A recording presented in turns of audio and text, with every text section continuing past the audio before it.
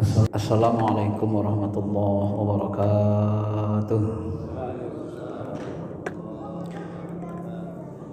Alhamdulillahi wahdah la syarikalah. Asyhadu anna Muhammadan abduhu wa rasuluhu alladzi la nabiyya ba'da. Allahumma shalli ala habibina syafi'ina Muhammadin wa ala alihi wa sahbihi ajma'in. Bapak Ibu yang dirahmati Allah, mari sama-sama kita mensyukuri nikmat zahir dan batin, terutama nikmat iman, nikmat beramal soleh, bertuhankan Allah.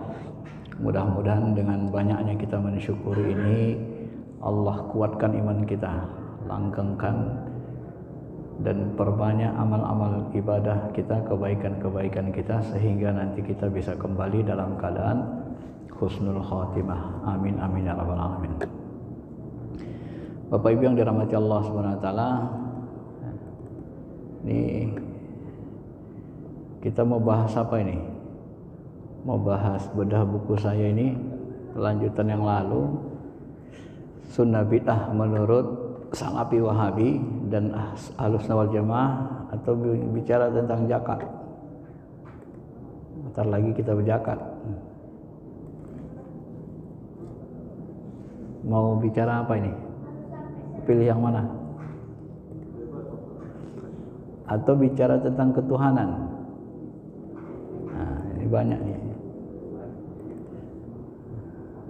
Ya. Bapak Ibu yang dirahmati Allah Subhanahu wa taala,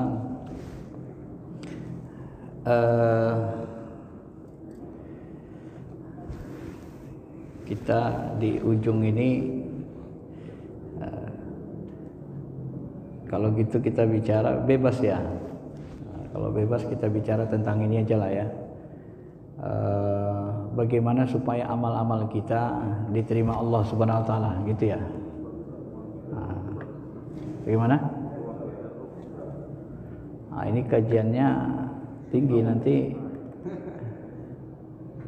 takutnya enggak ini. Ini lompat ya. Kalau mau ini enggak apa-apa juga.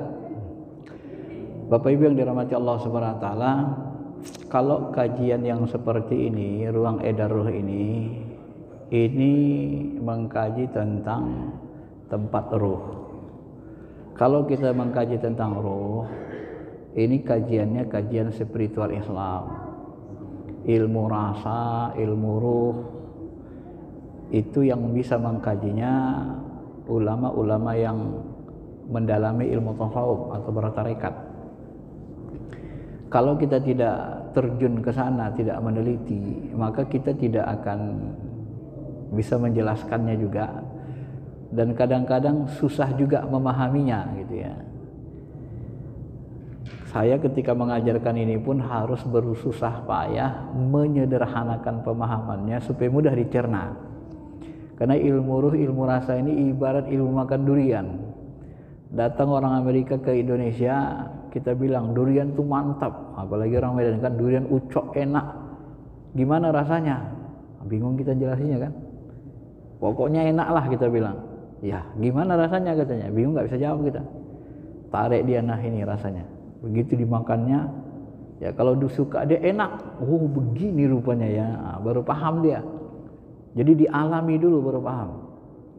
Ya, kalau kita sampaikan saja dia tidak paham, dia tahu saja, tapi belum paham.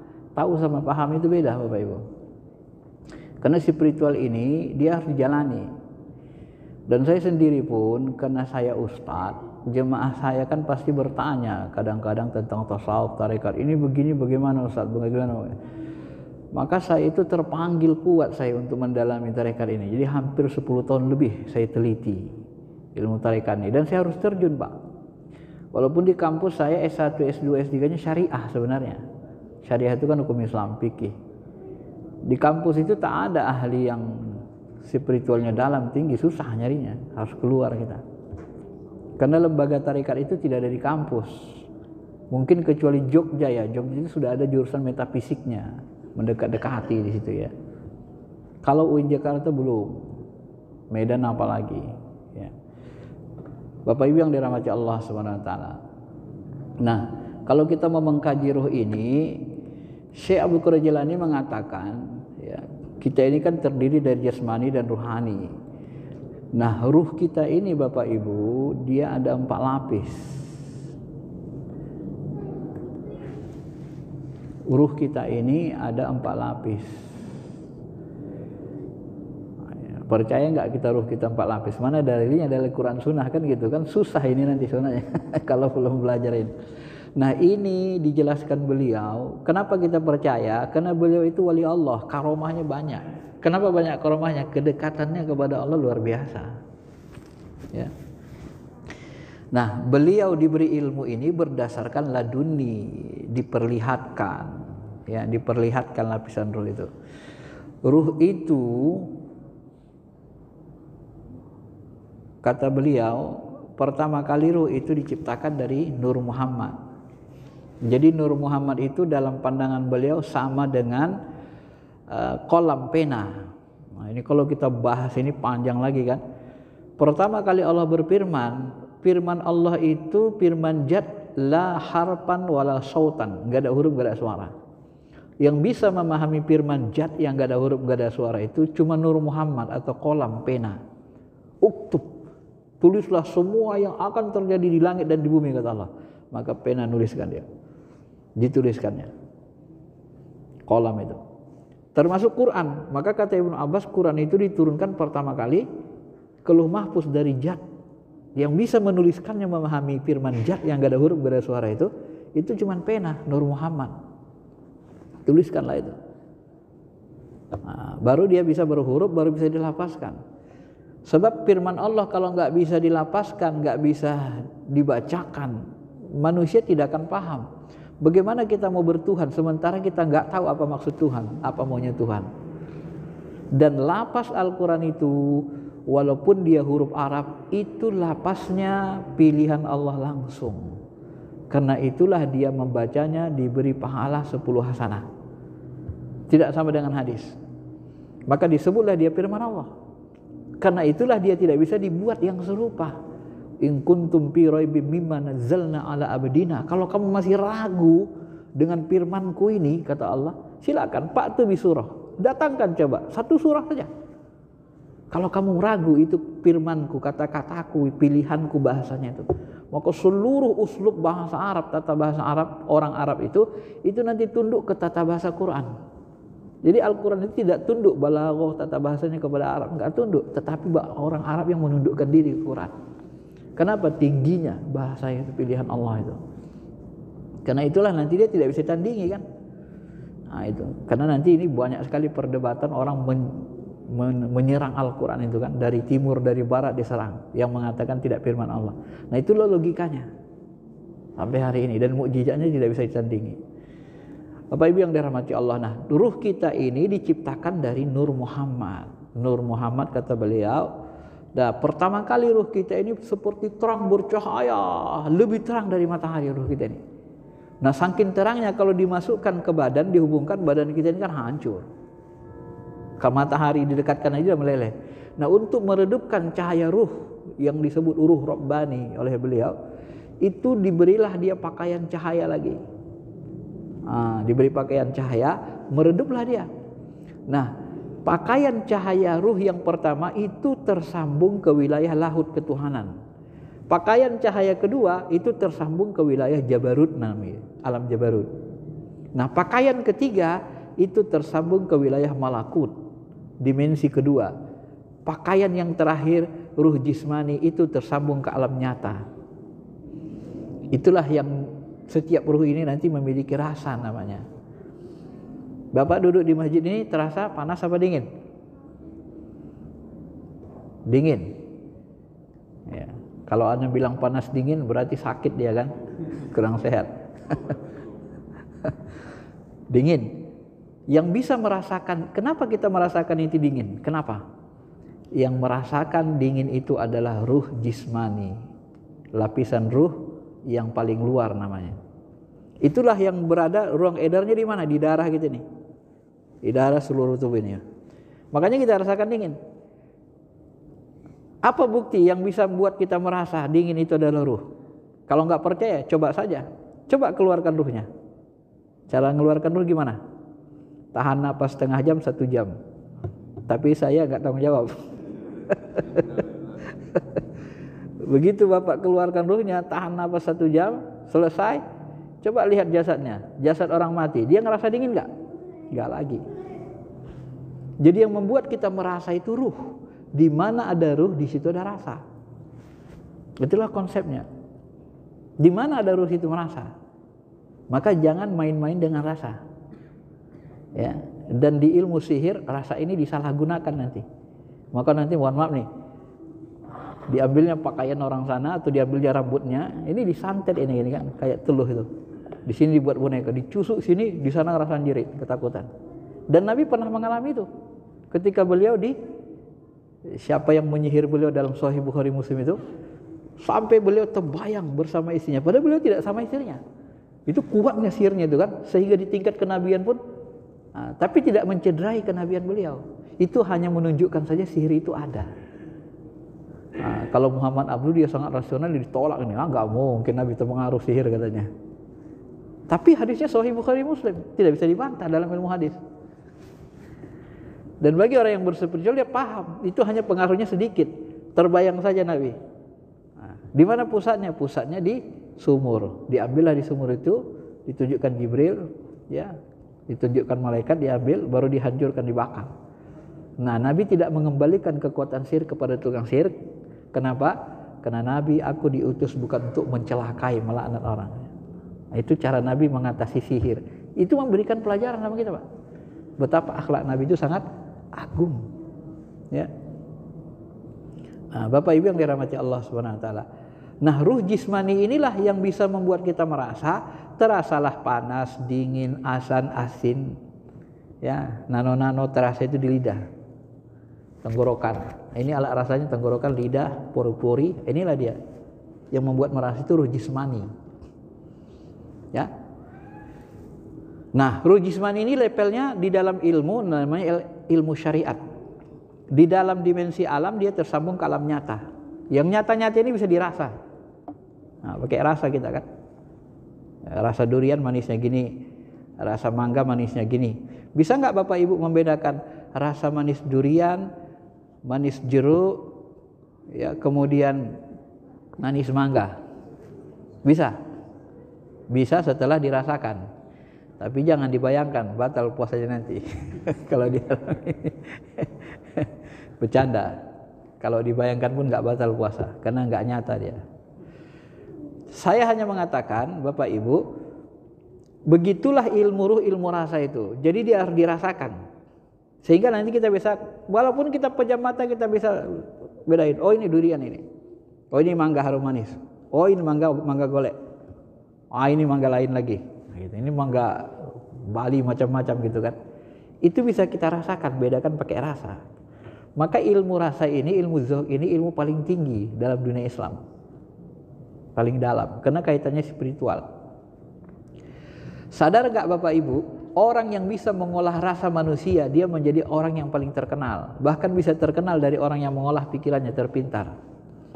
Saya kasih bukti, sederhana. Ini gak sadar manusia nih, bahwa ilmu ini paling tinggi. Niki Ardila, itu dia menyanyi bagus, ya. Itu Niki Ardila itu terkenal sampai ke pelosok-pelosok desa, almarhum. Kenapa? Dia mengolah rasa dengan nyanyi lagu masyarakat. Lebih kenal mana masyarakat di kampung ke desa-desa Niki Ardila dari B.J. Habibie? B.J. Habibie nggak kenal orang, Pak.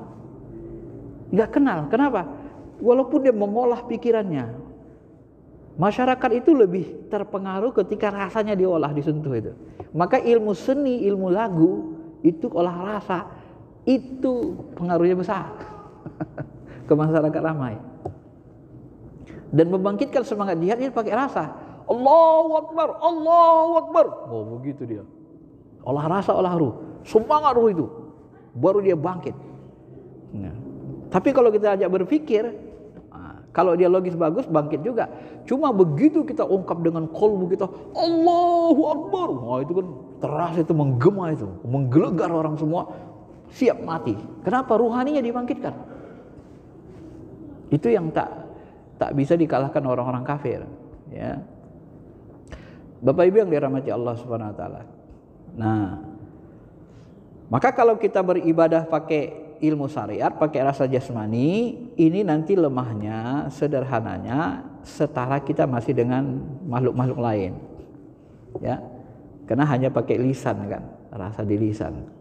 Maka nanti kalau kita beribadah itu tarik ke dalam lagi. Lapisan kedua, ruh ruhani. Ruh jismani tempatnya mengalir, ruang edarnya di seluruh tubuh, pori-pori darah semua. Kalau ruh ruhani lapis kedua, pakaian ruhani lapis kedua ini letaknya di kolbu, di hati. Sebenarnya hati kita itu Pak, kalau dipaham-pahami dia nggak ada tempatnya, karena dia ruhani. Cuma hati itu tersambung ke dada. Maka bahasa Nabi, wa yusiru at-taqwa hahuna wa yusiru ala sadri. Takwa itu di sini kata Nabi sambil menunjukkan dada. Jadi hati itu di dada. Alat sambung ruhani hati ke jasmani dada. Ini namanya titik sambung namanya. Maka ketika kita sakit hati kita, nanti dada kita kan sesak kan. Nyambung ke dada dia. Loh, kenapa enggak kepala kita yang nyut-nyutan gitu loh? Padahal kita sakit hati, kok enggak kepala nyut-nyutan? Atau kaki kita pegel-pegel gitu kan? Kok nyambungnya ke dada? Nah, itulah dia buktinya. Itu makanya harus dialami, dibuktikan. Ilmu ini enggak bisa hanya teori. Jadi dialami, buktikan. Bapak Ibu yang dirahmati Allah, nah hati itu ruh ruhani, dia memiliki jenis rasa yang berbeda dengan rasa jasmani. Kalau rasa jasmani tadi manis, asam, asin, panas, dingin. Kalau rasa ruhani ini dia memiliki rasa sedih, rasa gembira. Ya. Kalau asin di mana letaknya? Ujung lidah kan?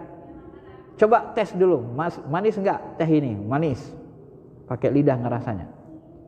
Ya. Tapi kalau ditanya cakep enggak cewek itu? Cakep enggak istriku? Ngerasanya pakai lidah atau pakai hati? Pakai lidah ngerasanya atau pakai hati? Ah, udah mulai pakai hati dia kan? Dia pakai hati, nggak mungkin kita jilat dia ini cakep nih, nggak bisa. Bukan itu. Maka dia nanti letaknya sedih, senang, ya, merasa gembira. Kan kita senang melihat kecantikan, itu di kolbu dia letaknya. Bagus banget pemandangannya di sana. Ah, itu kolbu. Jadi rasa itu beda Pak. Itulah ruh itu beda, dia berlapis dia. Maka rasa yang dimilikinya pun beda.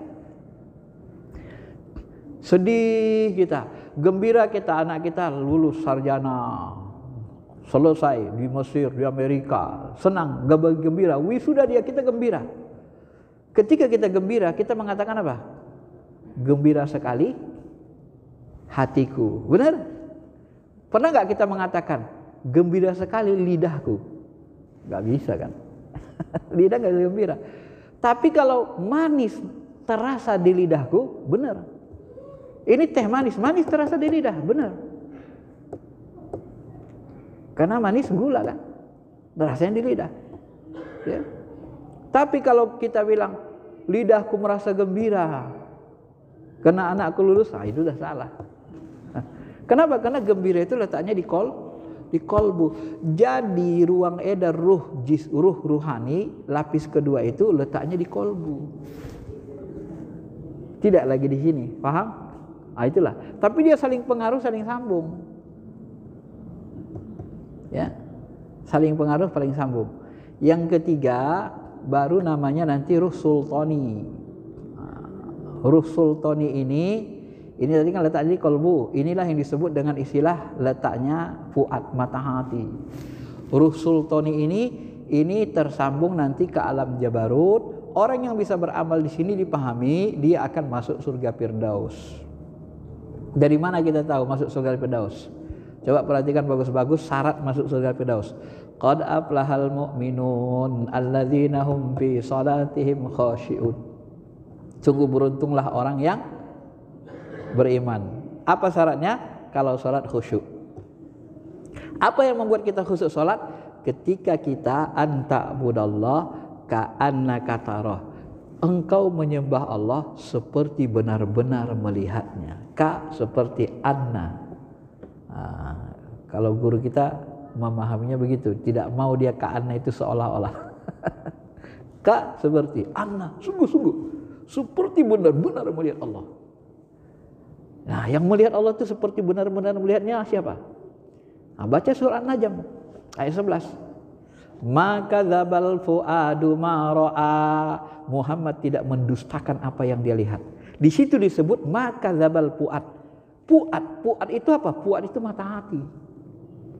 Maka dalam Quran ada sodrun, dada paling luar, ada qalbun lapis 2, ada fuad mata hati. Itu digunakan Al-Quran, itu bahasa berbeda-beda. Jadi yang melihat Allah itu apa? Kata Ibnu Abbas, Nabi Muhammad melihat Allah dengan mata hatinya. Sahih Bukhari Muslim. Inda sidratil muntaha, di sisi sidratil muntaha. Itu tafsir Ibnu Abbas. Jadi Nabi Muhammad itu melihat maka dzabal fuadu ma ra'a, dia tidak mendustakan apa yang dia lihat. Apa yang dilihat Nabi? Allah. Bagaimana dia melihat Allah? Dengan fuad, mata hati. Bukan mata kepala. Maka muncul hadis sahihnya. Ra'a Muhammadun rabbahu bi fuadin. Nabi Muhammad melihat Tuhannya dengan mata hatinya. Bukan mata kepala, mata hati. Maka kita sholat itu kan pakai mata hati. Mata ruh namanya kan. Nah, apabila sudah kebuka dia, nanti kita menyaksikan Allah itu seperti nyata. Nah, orang yang bisa khusyuk itu biasanya sudah sampai ke sini spiritualnya. Maka kalau sudah sampai ke situ, disitulah kata Syekh Bukrani, di puat itulah letak rasa cinta, rasa rindu. Nah, ketika kita sholat, kiblat hati itu adalah rasa cinta, rasa rindu. Pandang rasa cinta, rindu itu ketarik hati kita, nggak mau lagi kita berpaling. Di balik rasa cinta, rasa rindu itu ada Allah, ada zatnya. Itulah rasa yang paling dekat dengan titik terdekat dengan zat. Kok bisa begitu, Ustaz? Nah, kita jelasin lagi, ya. Jelasinnya gini, Pak, Bu, di balik rasa manis pasti ada zatnya, namanya gula, benar? Di balik rasa asin pasti ada zatnya, namanya garam. Di balik rasa pedas pasti ada zatnya, namanya cabai, benar kan? Di balik rasa pahit pasti ada zat pahitnya, namanya kopi. Bisa nggak dibantah teori ini? Nggak bisa. Nah, di dalam nurani kita ini di puat ini, terutama di puat, itu ada namanya rasa bertuhan, nurani. Di balik rasa bertuhan itu sesungguhnya ada Tuhan. Karena rasa bertuhan itu tidak dari setan, tidak dari iblis. Itu berasal dari Allah langsung. Makanya Allah menyebut wa nafakhtu fihi mir ruhi, aku tiupkan dari ruhku. Apakah tiupan saya berjarak dengan saya? Tidak. Apakah tiupan Allah berjarak dengan zat? Tidak. Maka ruh kita itu tidak berjarak dengan zat.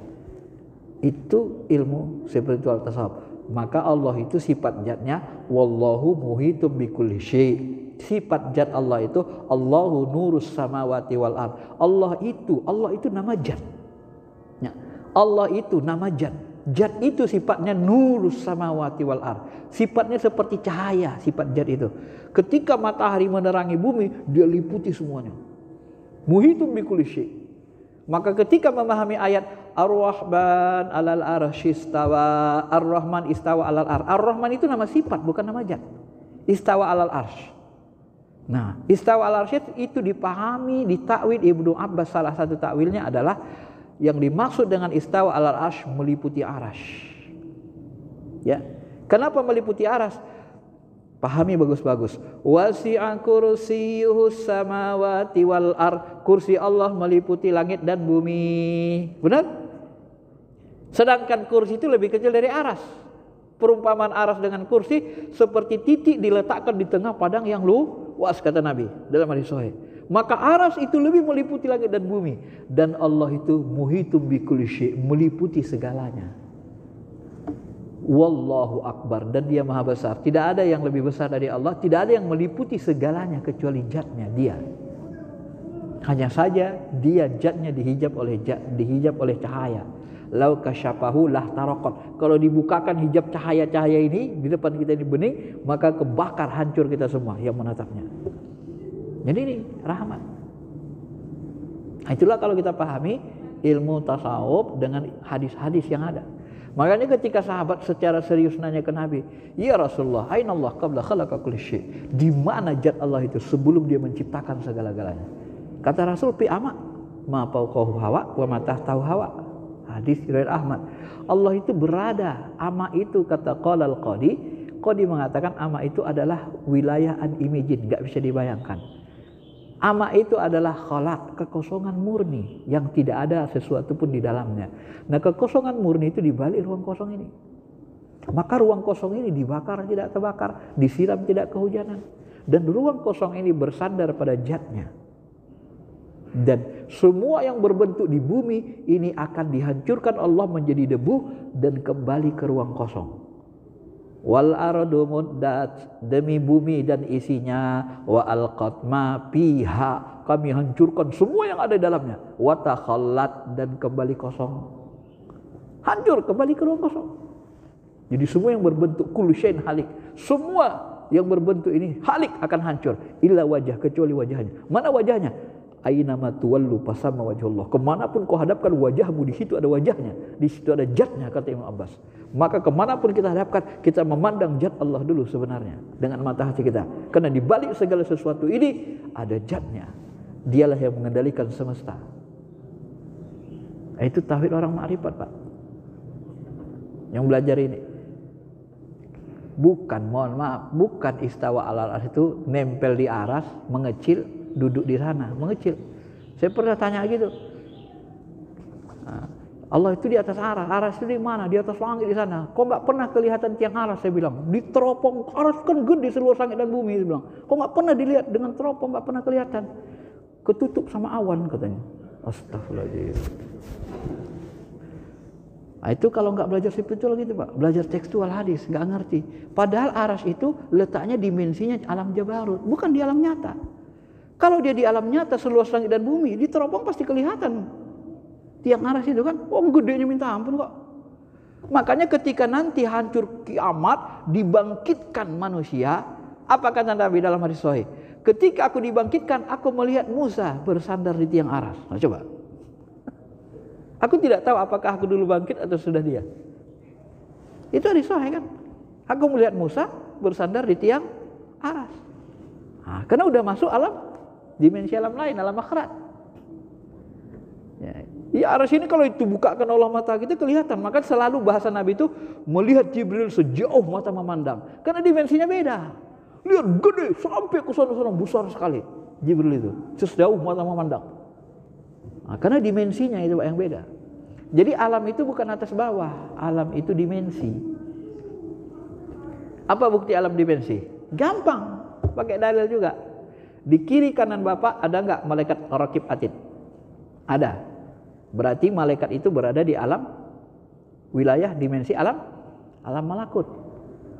Loh, kalau gitu alam malakut ini dong di balik ruang kosong. Iya. Kenapa kita nggak bisa melihat malaikat? Ya karena malaikat itu dimensinya alam malakut. Bapak percaya nggak Bapak punya ruh? Percaya nggak Pak? Hah? Kalau nggak percaya berarti nggak bergerak lagi gitu. Percaya? Saya mau tanya, ruh Bapak mana? Ruh Bapak di alam nyata atau di alam ruh? Hah? Di alam ruh. Makanya kita nggak bisa lihat ruh kita. Nah, ini ruh saya depan saya ini. Saya bisa rasakan. Yang menggerakkan itu dia. Di alam ruh. Kenapa? Karena dia halus di alam ruh. Alam ruh itu mana? Di balik ruang kosong ini. Jadi semua alam di balik ruang kosong ini, Pak. Ini kalau dimunculkan Allah makhluknya, ada jin, ada malakut, ada malaikat segala macam, ada ruh. Ini sempit ini bumi ini. Dijatuhkan jarum, kena kepala ruh, kepala jin.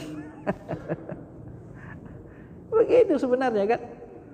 Jadi kita sebenarnya dihijab dimensi itu rahmat. Kita ini jalan kadang nabrak jin, kadang nabrak malaikat. Ya Nabi kan sudah menjelaskan dengan hadis sahih. Apa kata Nabi SAW?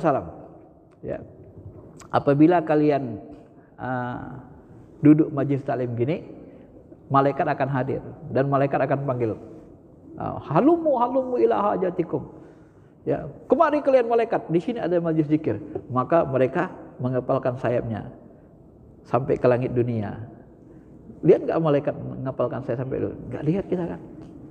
Tapi Nabi lihat pakai mata hatinya, makanya dia bahasakan, dia katakan. Kalau nggak lihat, Nabi nggak akan bahasakan itu, Pak. Ya, makanya Nabi itu lagi sholat, sahabat, jangan kalian pikir aku di depan, nggak tahu apa yang kalian lakukan di belakang. Kalian di belakang aku jemaah, di depan aku sama saja dalam pandanganku. Wah, itu mukjizat Rasul kan. Karena mandang pakai ruh. Makanya ketika sahabat Sami Allahu liman hamidah Rabbana lakal hamdu, kan ada yang ngomong itu di belakang. Siapa yang ngomong itu di belakang? Udah selesai sholat ditanya. Saya Rasul, takut-takut.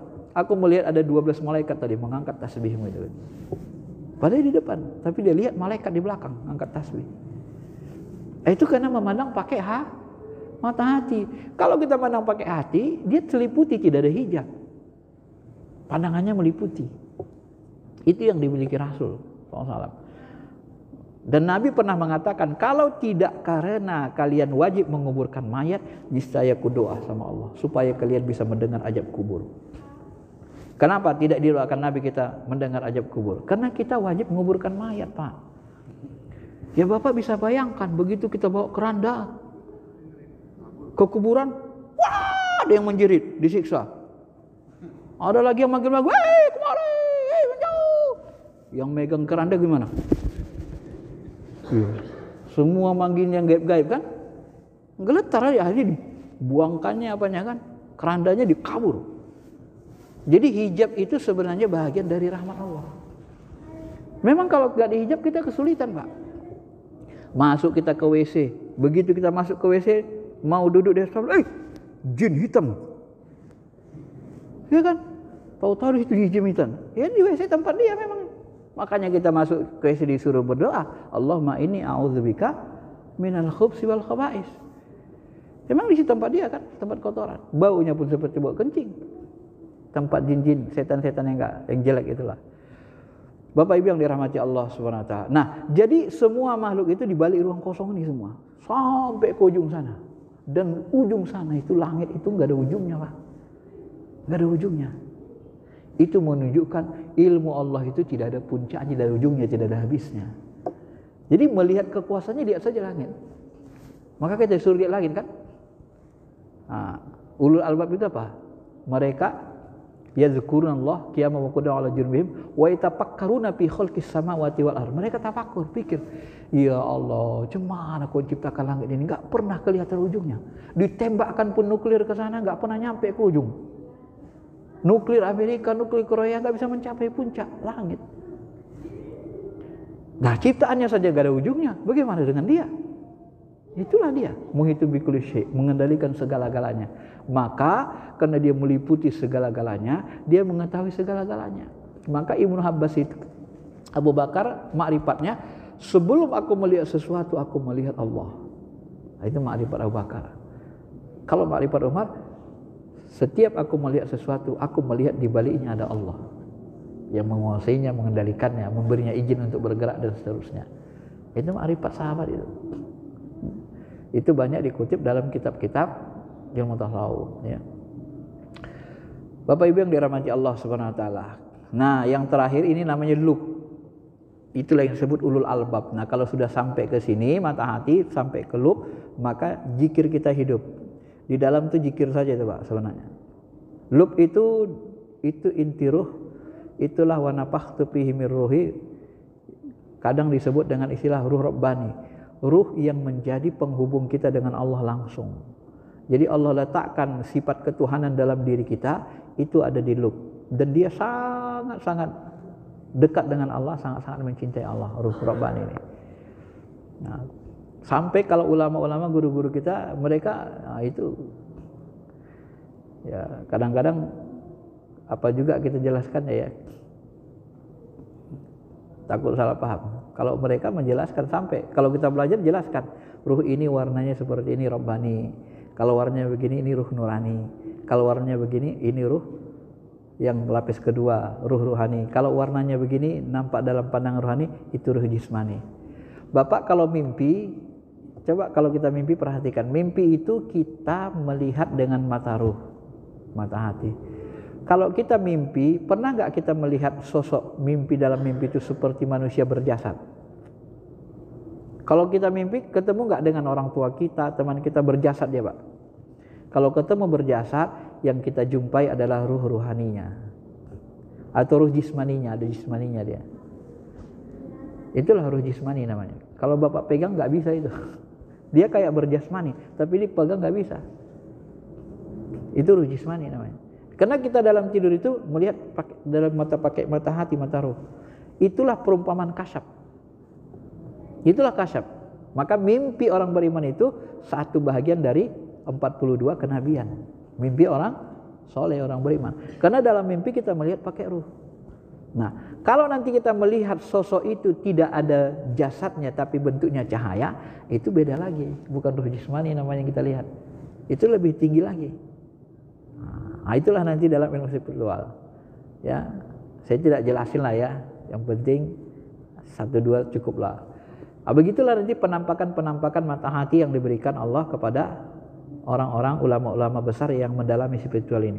Dan inilah yang diberikan kepada Syekh Abdul Qadir Jilani sehingga beliau bisa mengurainya itu. Diurai itu. Masa Nabi, masa perang, Nabi tidak fokus dengan seperti itu. Semua ilmu agama ini didetailkan ulama sejak tabi'in. Ilmu tafsir masa Nabi tak ada, tak sistematis, disistematikan ulama tabi'in, namanya Imam Tabari. Opsinya tebal kan. Ilmu hadis dulu tidak detail, kemudian didetailkan oleh Imam Zuhri 150 Hijrah, didetailkan lagi, dipilih-pilih sahihnya oleh Imam Bukhari, udah 200-an Hijrah, abad ketiga kan. Nah, dan dia hidup sesudah Imam Syafi'i, menjelang wafatnya dia hidup kan, baru anak-anak. Nah, Imam apa lagi? Ilmu apa? Ilmu kalam. Begitu juga masa Nabi tidak ada. Nah, perdebatannya panjang sehingga detailkan Imam Asy'ari. Nah, masuk abad keempat kan, 300 tahun Hijrah. Kemudian nanti masuk lagi ilmu tasawuf, begitu juga. Al-Ghazali 400-an, abad kelima. Imam Junaidi sebelumnya, Imam Hasan Basri sebelumnya, tabi'in, tabi'in, dan seterusnya. Jadi semua ilmu agama ini didetailkan oleh ulama tabi'in dan tabi'in, detailkan. Supaya apa? Supaya mudah kita memahaminya. Sebenarnya semua agama, ilmu agama ini supaya mudah kita pahami, mudah kita amalkan. Tidak tersesat kita, Pak. Karena kalau nggak ada ilmu begini, nanti Bapak belajar spiritual, nggak tahu mana jin, mana ini, akhirnya lari ke dukun kan. Pendukunan, nggak ngerti. Tapi dengan adanya ilmu tarekat spiritual ini paham kita. Oh, itu wilayah jin, itu perdukunan. Ini wilayah rohani, ini wilayah ketuhanan. Nah, belajar ilmu tarekat ini, belajar ilmu ruh ini belajar ilmu ketuhanan supaya kita sampai mengenal Allah. Puncaknya makrifat, puncaknya adalah cinta dan rindu. Apabila kita sudah mengenali Allah, maka muncullah nanti cinta, rindu. Kuncinya ada dalam hadits kursi. Apa hadits kursi kuncinya? Inilah pagar ilmu rohani ini. Kuncinya apa? Tidak ada yang paling kucintai dilakukan hambaku kecuali mereka melakukan amalan-amalan fardu. Ini kuncinya. Amalain dulu syariat, firman Allah, perintah-perintah Allah dari takwa. Tidak henti-hentinya hambaku mengamalkan amalan nawafil, amalan sunnah, anjuran, sampai aku mencintainya. Nah, coba. Jadi taqarrub, pertama taqarrub ilallah pertama dengan amalan wajib, kemudian setelah itu ditambah dengan amalan nawafil sunnah, setelah itu muncul rasa cinta. Sudah muncul rasa dekat, baru muncul rasa cinta. Apabila aku mencintainya, maka aku jadikan dia memandang dengan mataku, mendengar dengan telingaku, berjalan dengan kakiku. Falam taqtuluhum walakinnallaha qatalahum wa ma ramaita idz ramaita walakinnallaha rama. Bukan kalian yang membunuh, sahabat akulah yang membunuh. Bukan kau yang memanah, Muhammad akulah yang memanah. Kenapa Tuhan bahasakan gitu, Pak? Dia ngaku-ngaku bahwa dia yang memanah, membunuh. Bukan sahabat, bukan nabi. Kapan kita bisa sampai ke makom itu? Itu makom sang kekasih. Apabila sudah timbul rasa cinta bersangatan, maka Allah baru ambil kendali. Maka untuk sampai ke makom itu harus sampai ke makom tingkat wali, sang kekasih. Yang bisa melakukan itu para nabi, para wali. Maka ilmu tasawuf ini ilmu kewalian, ilmu kenabian, spiritualnya. Ya. Bapak Ibu yang dirahmati Allah Subhanahu wa taala. Saya kasih penjelaskan ringkasnya begini, Pak, supaya mudah Bapak memahaminya. Kata guru-guru kita yang spiritual tinggi, jasad kita ini, Pak, seperti sangkar. Seperti mobil. Mobil kita itu yang kemudinya bisa kita, istri kita, anak kita. Bisa presiden kalau dia meminjam kan, bisa gubernur, bisa maling kalau dia nyuri. Bisa jasa. Sama, Pak, jasad kita ini sangkar. Yang mengendalikan jasad kita ini bisa setan. Begitu dipinjam HP kita, pinjam dong, ambil, sentak sama dia. Marah kalau, marahnya tidak kena Allah, emosi. Hanya masalah kecil. Wah, merah muka kita. Saat itu kita dikendalikan setan. Jadi pengendali jasad kita supirnya setan. Ya. Bisa jasad kita ini yang mengendalikan hawa nafsu. Kelihatan cewek cakep. Beningnya belum pernah lihat seumur hidup kayak gini. Ya Allah, cantiknya. Ngucap Allah juga itu, tapi dinikmati. Gitu kan? Keluar hawa nafsu yang gelora. Belum nedes, mendedeh mulutnya gitu kan. Berarti yang waktu itu mengendalikan adalah hawa nafsu. Tiba-tiba masuk lagi jin ke badannya. Mengendalikan siapa? Jin. Jadi mengendalikan jasad bisa jin, bisa setan, bisa hawa nafsu. Nah, di ilmu ruhani para wali, para nabi, pengendali diri tidak boleh setan, tidak boleh hawa nafsu, tidak boleh jin. Siapa? Yang mengendalikan adalah ruh sultani, ruh rabbani, dan Allah. Gak boleh. Makanya sholat orang yang bersifat itu harus dia Allahu Akbar. Ini ruh yang dalam, Pak, yang gerakin. Semakin dalam, semakin halus. Allahu Akbar. Sampai kita nanti merasa kita nggak ada apa-apanya. Bagaimana supaya sampai ke sana, supaya mengendalikan diri kita Allah? Nabi sudah kasih kunci-kuncinya. Pahami hadis Nabi, doa Nabi yang diajarkannya kepada Fatimah. Fatimah, baca ini. Ya Hayyu ya Qayyum. Wahai Allah yang maha hidup, maha berdiri sendiri.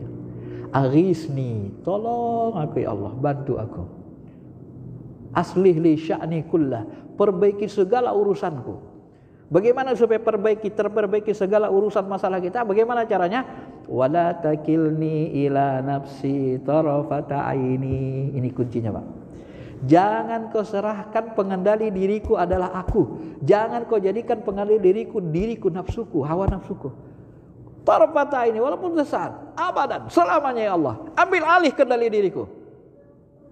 Maka doa para wali itu, kata Syekh Abdul Jilani, ya Allah gantikanlah keinginan diriku menjadi keinginan dirimu pada diriku. Jadi tidak berkeinginan kita, Pak. Maka wali itu hidupnya tak punya keinginan. Apa yang diinginkan Allah itulah yang mereka inginkan. Maka buat perbuatannya baik-baik saja. Wali itu tidak bebas hidupnya karena hawa nafsunya terkekang. Tidak boleh digunakan. Wa ma yantiqu anil hawa in huwa illa wahyu yuha. Tak boleh Nabi itu nutuk ngomong pakai hawa nafsu. Harus tuntunan dari ruh Rabbani, ruh kursi, dari Allah. Allah mengendalikan dari sini, Pak, beri petunjuk dari ruh kudusi, ruh Rabbani. Itulah lewat kita berhubungan dengan Allah, lewat ruh Rabbani itulah.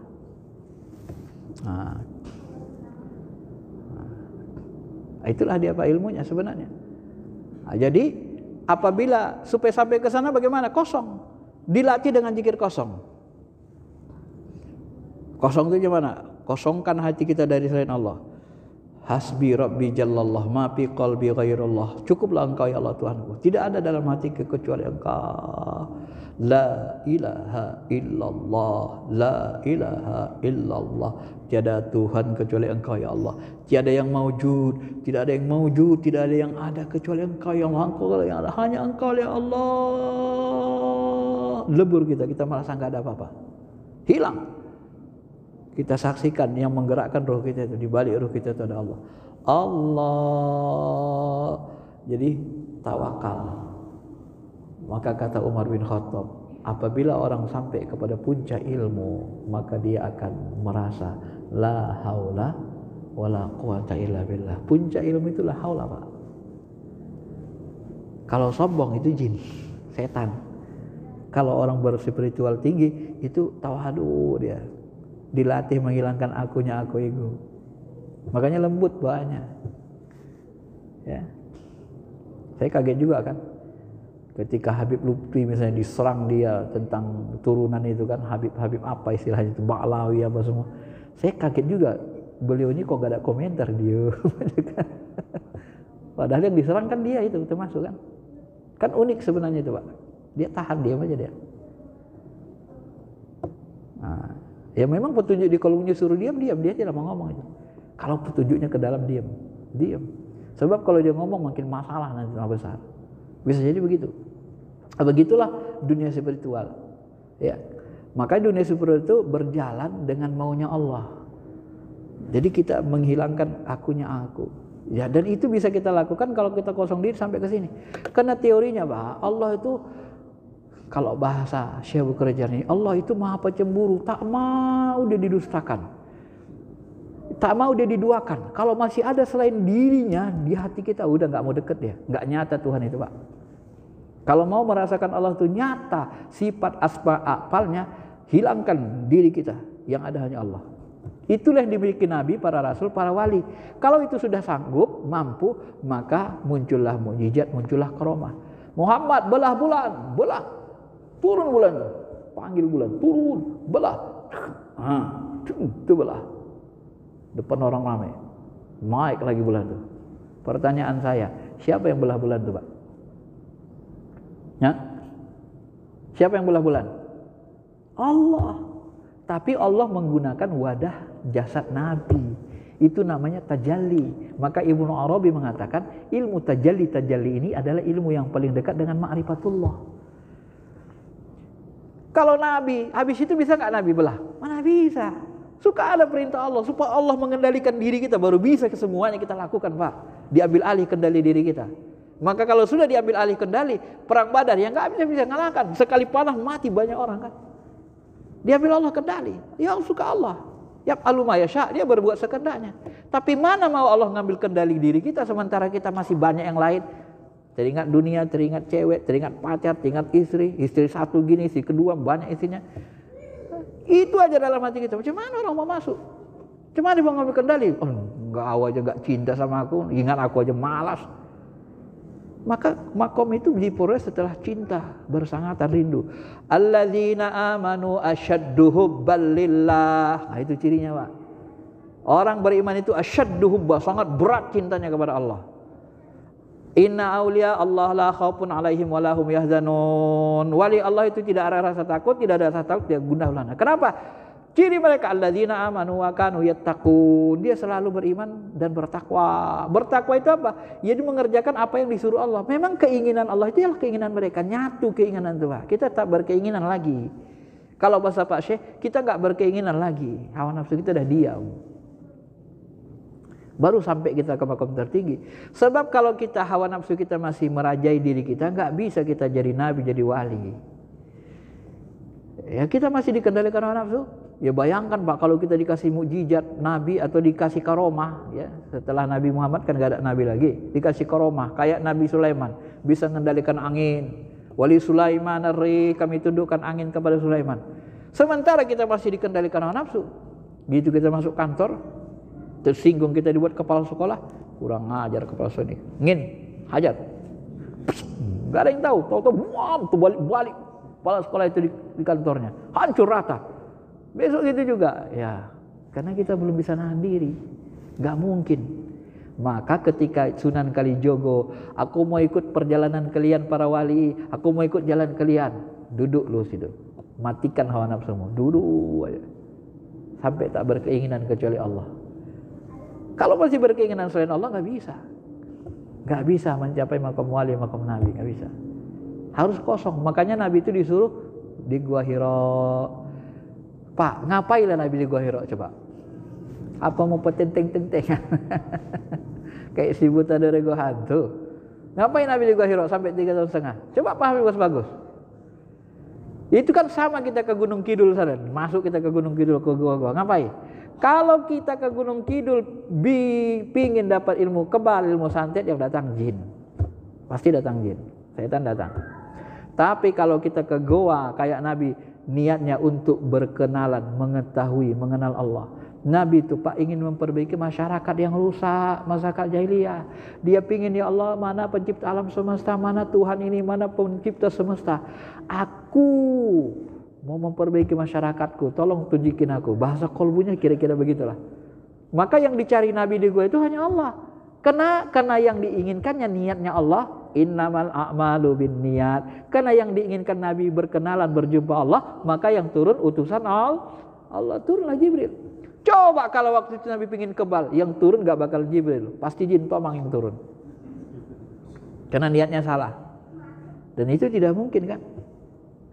Nah, maka itu tergantung niat ini Pak, spiritual ini. Maka di spiritual ini gak boleh ada niat kita selain Allah. Ilahi anta maksudi wa ridhaka matlubi. Tuhanku, engkau lah yang maksud, ridhomu yang kutuntut.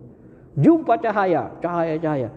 Ilahi anta maksudi. Ilahi Tuhanku, kau yang kumaksud, bukan cahaya ini.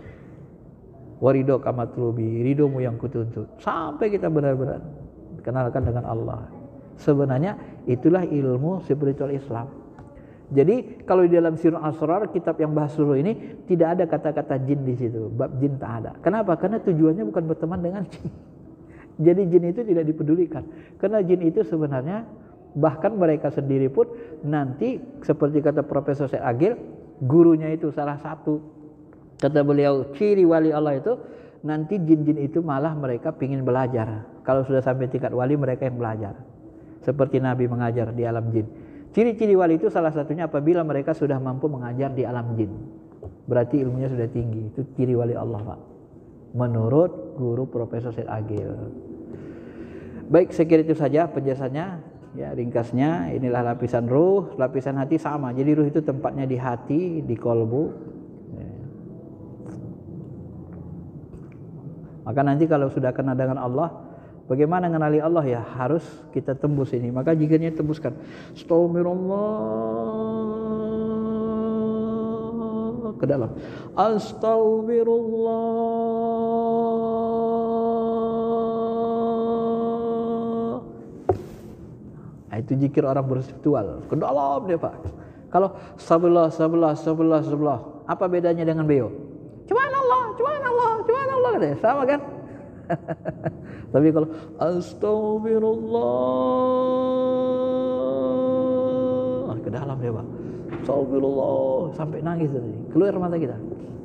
Akan terusin keluar dia kan, menggeletar kolbu kita, air mata keluar. Itu cara berzikir, cara beramal, beribadah di wilayah ilmu spiritual. Maka dia nanti lebih khusyuk, dan khusyuk itu bertingkat-tingkat. Baik, sekian saja, sudah hampir 1 jam. Kalau ada yang mau tanya silakan.